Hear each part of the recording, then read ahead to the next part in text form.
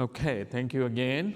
I'm just going to talk a little bit about evidence basis and actually the clinical relevance and cost utility. So what are we going to do in this 30% patients?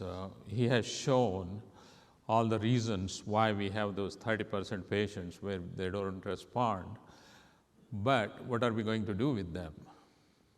So are we just going to increase the opioids and put a spinal cord stimulator, as Steve Cohen said, or? So we have to look at the options.